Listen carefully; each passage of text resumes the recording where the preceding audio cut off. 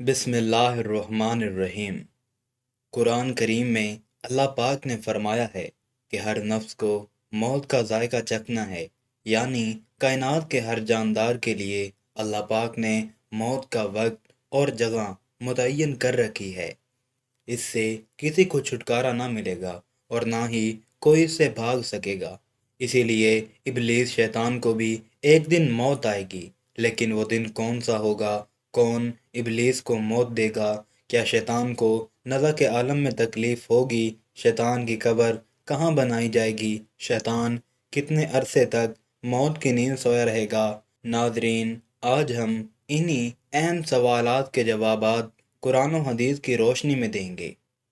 ناظرین گرامی، جب شیطان مردود کو اللہ پاک نے جنت سے نکال دیا تو اس نے اللہ پاک سے قیامت تک کی مہلت مانگی کہ قیامت سے پہلے مجھے موت نہ آئے، لیکن اللہ پاک نے اسے وقت مقررہ تک، یعنی ایک خاص وقت تک مہلت دی، جسے قرآن نے سورہ ہجر کی آیت نمبر 36 تا 38 میں یوں بیان فرمایا۔ اس نے کہا، اے پروردگار، لوگوں کے زندہ کیے جانے تک مجھے مہلت دے۔ فرمایا، تجھ کو مہلت دی جاتی ہے وقت معلوم تک کے لیے۔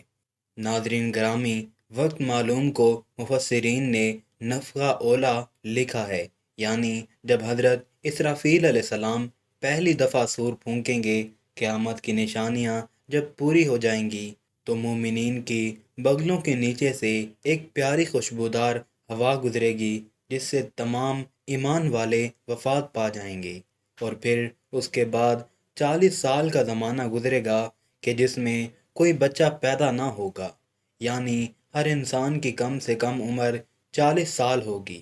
مسلمان چونکہ مر چکے ہوں گے، اسی لیے زمین پر صرف مشرک و کفار رہ جائیں گے۔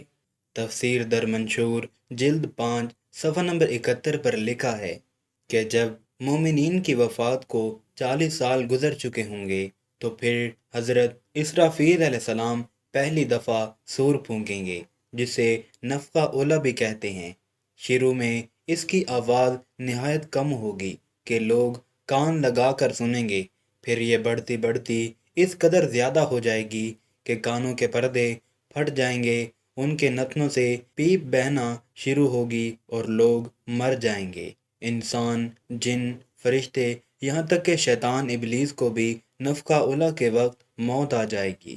اس کے 40 سال بعد حضرت اسرافیل علیہ السلام دوسرا سور پھونکیں گے تو پھر تمام مردے زندہ ہو جائیں گے اور قیامت قائم ہوگی اور میزان لگے گا۔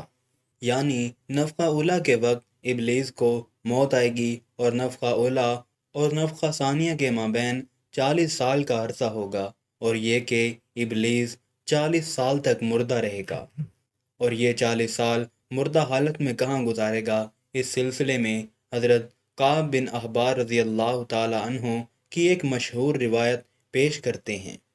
حضرت کعب بن احبار رضی اللہ تعالی عنہ فرماتے ہیں کہ جب ابو البشر حضرت آدم علیہ السلام کی وفات کا وقت آیا تو وہ پریشان ہو گئے اور اللہ پاک سے عرض گزار ہوئے، اے اللہ، میری موت سے میرا ازلا دشمن بہت خوش ہوگا، کیونکہ میں مرنے والا ہوں اور وہ قیامت تک زندہ رہے گا۔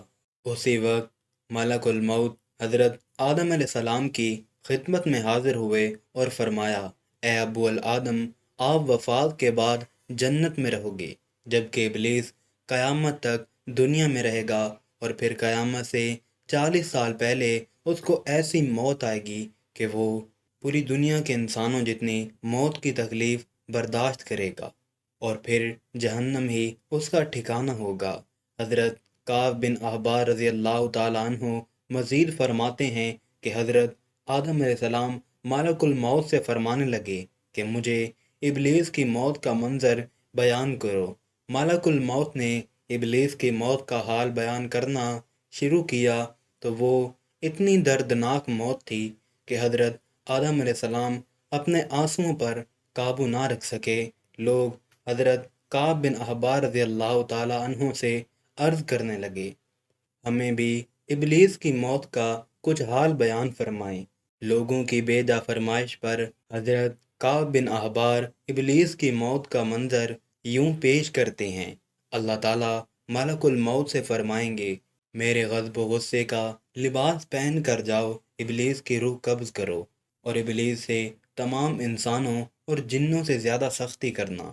جب ملک الموت غضب و غصے سے بھر کر بہت سے فرشتوں کے ساتھ ابلیس کی روح قبض کرنے آئیں گے تو جو بھی آسمان اور زمین میں ان کو دیکھ لے گا وہ فوراً ہی مر جائے گا۔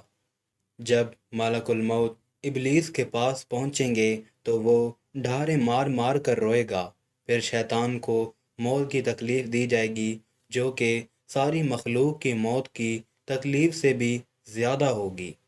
ابلیس گھبرا کر مشرق کی جانب بھاگے گا تو کبھی مغرب کی جانب، لیکن ہر طرف اپنے سامنے ملک الموت کو ہی پائے گا۔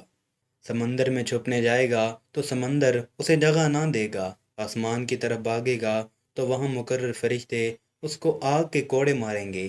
آدم علیہ السلام کی قبر کے پاس کھڑا ہو کر کہے گا، اے آدم، تمہاری وجہ سے میں ملعون و مردود بنا، کاش کہ تم پیدا ہی نہ ہوتے۔ پھر ملک الموت سے کہے گا، کتنی سختی اور تکلیف کے ساتھ میری جان نکالو گے؟ فرمائیں گے، جتنے لوگ جہنم میں ہیں ان سب کی موت سے کہیں زیادہ تکلیف اور سختی کے ساتھ۔ یہ سن کر تڑپنے لگے گا اور چیختا چلاتا ادھر ادھر بھاگے گا اور اسی جگہ پہنچ جائے گا جہاں اس نے جنت سے نکلنے کے بعد پہلا قدم رکھا تھا۔ وہ جگہ آگ کے انگارے کی طرح سرخ ہوگی، زمین چنگاری کی طرح ہو جائے گی اور زبان یا فرشتے اس کو گھیر لیں گے اور زنبوروں اور آروں سے اس کو چیریں گے جب تک اللہ تعالیٰ چاہے گا۔ اس وقت تک حالت نزع اور موت کے غصہ کا شکار رہے گا اور وہاں جہنم کی سنڈاسیاں لگی ہوں گی۔ ان سنڈاسیوں سے تڑپا تڑپا کر اس کی جان نکالی جائے گی۔ آدم و حوا علیہ السلام سے کہا جائے گا، ذرا اپنے دشمن کو دیکھو کس طرح ذلت کے ساتھ مر رہا ہے۔ وہ دیکھ کر کہیں گے، یا اللہ، تو نے ہم پر اپنی نعمت مکمل فرما دی۔ انہی جہنمی گڑھوں میں ابلیس 40 سال تک مردہ رہے گا اور یہی اس کی قبر ہوگی۔ پھر 40 سال بعد دوبارہ اسرافیل علیہ السلام سور پھونکیں گے تو تمام مردے زندہ ہو جائیں گے اور حساب و کتاب کا عمل شروع ہوگا۔ ناظرین گرامی، اس کائنات کی ہر چیز فنا ہونے والی ہے۔ اگر کسی کو دوام ہے تو وہ صرف اللہ بزرگ و برتر کی ذات ہے۔ بس ہمیں تو ہر وقت تیار رہنا چاہیے، کیا پتہ کہ کب کون سی گھڑی ہماری اس دنیا میں آخری ہو اور ہمارے پاس پچھتاوے کے علاوہ کچھ باقی نہ رہے۔ اللہ پاک سے دعا ہے کہ اللہ پاک ہم سب کو نیک عمل کرنے کی توفیق عطا فرمائے اور ہمیں شیطان کے شر سے دور رکھے۔ آمین۔